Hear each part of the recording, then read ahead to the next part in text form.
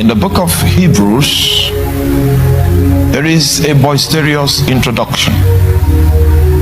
And the introduction that we have in the book of Hebrews is the introduction of a personality called the Son of God. The Bible says in Hebrews chapter 1, God, who at sundry times and in diverse manners spake in times past unto the fathers by the prophets, has in these last days spoken unto us by his Son. So the next few statements I'm going to read is the definition of who the Son of God is. Number one, the Bible says, whom he has appointed heir of all things. So he is the master heir, he is the inheritor. Number two, by whom also he made the worlds. Now, if you are not careful in your reading of the Bible, you will not see the fact that there were two aspects to creation. There were two aspects to creation. The first aspect, which was done by the Father, was a manifestation of his authority.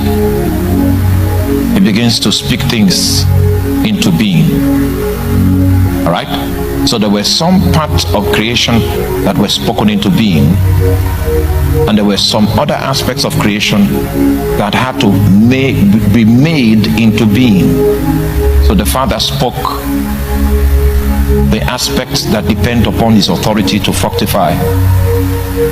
And in the book of Genesis chapter 2 from verse 5 to verse 7, you will notice that one of the aspects of creation that was not spoken into being was man, for instance. And in order for man to find expression, there was an additional effort that was required.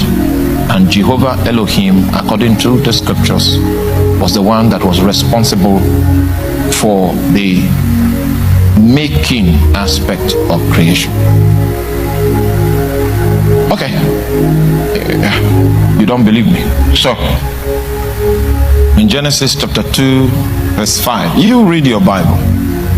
Take your Bible. Genesis chapter 2, verse 5. Right? We can, every plant of the field before it was in the earth, and every herb before of the field.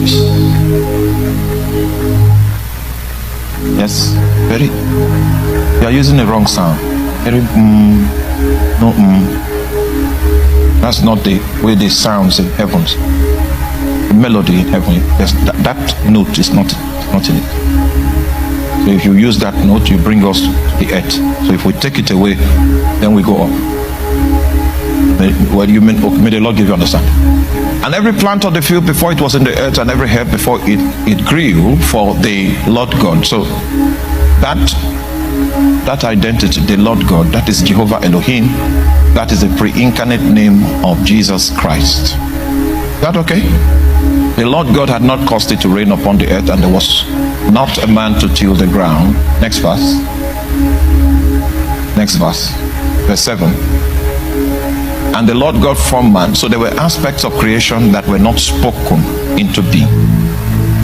The Bible is saying that this personality called the Son of God is the one through whom God made all things. The making part of things came through this individual, came through this personality. Are you there? So he is the inheritor. A co-creator with the Father. Go back to our scripture. Hebrews.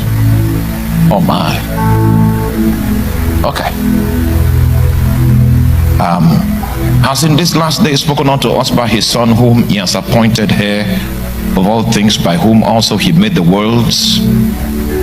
So co-creator with the Father. Verse 3, who being the brightness of his glory and the express image of his person, upholding all things by the word of his power. He is the definition of God. The Bible says the brightness of the glory of the Father. He is the express image of the Father. He is the definition of God. So if you have seen him, if you have walked with him, if you have a relationship with him, you have already seen the Father. You have already walked with the Father, and you have already maintained a relationship with the Father.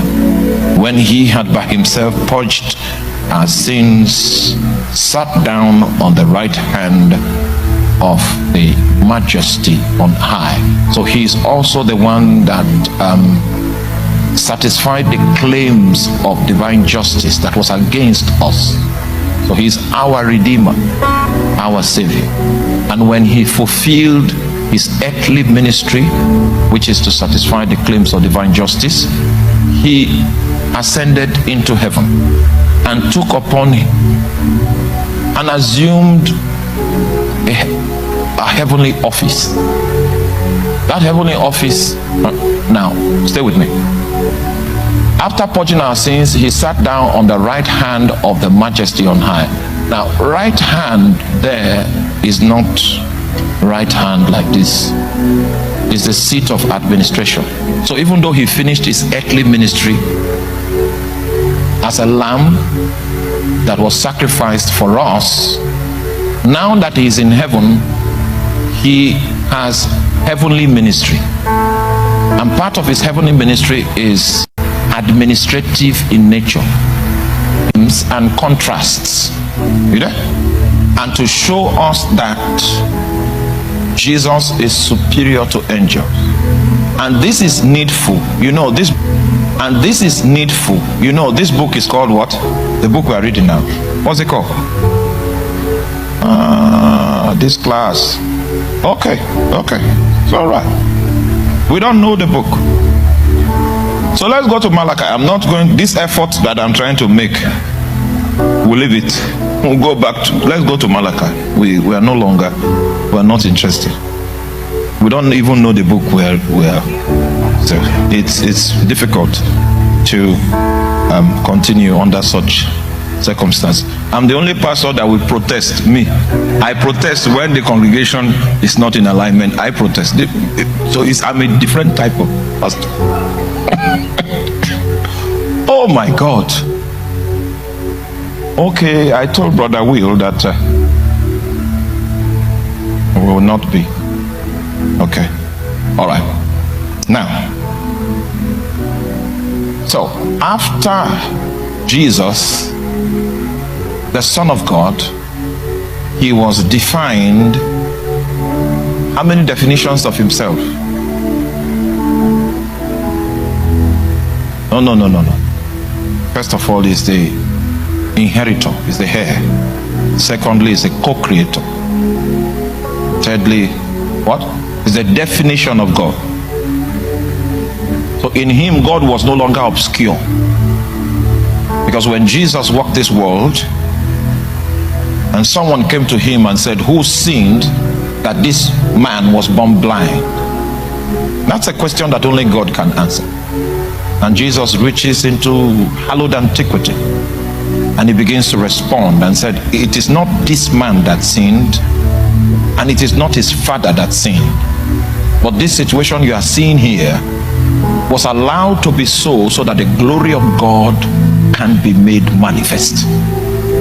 It means that when Jesus shows up, every form of obscurity, every form of lack of perception about God is solved, because he comes with very concrete definitions of the perspective of God. And that's why he's called the brightness of the glory of God and the express image of his person. So it means, are you there?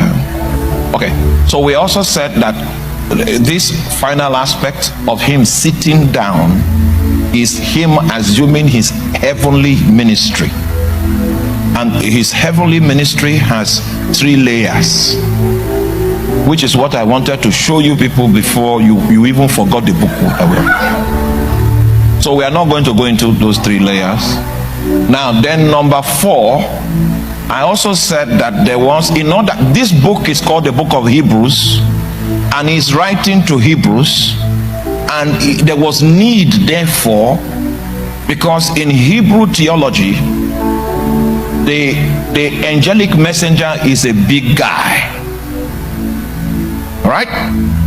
So there are two big guys in Hebrew theology. First of all, the angelic messenger. Because in the story of the Jews, you find once and again, you find angelic intervention. So since this man is bringing the message to the Jews, he needs to reveal to them that this Jesus, this Son of God that we are talking about, in terms of rank, he ranks higher than angel. This form of education was needed for the Jews. Are you here? And then when he was done, I'll show you the arguments, and the arguments he was making enters into chapter 2. You know, I told you that there were some comparisons and contrasts in order to adequately pedestal Jesus as the ultimate, as the center, the circumference, as the preeminent entity in the actualization of the plans of divinity. He is in the center of it. He is the circumference of it. Beyond what he has done, God will not walk.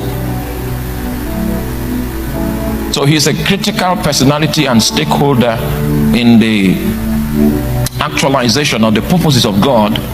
And except we see Jesus properly, we will not advance in our Christian lives.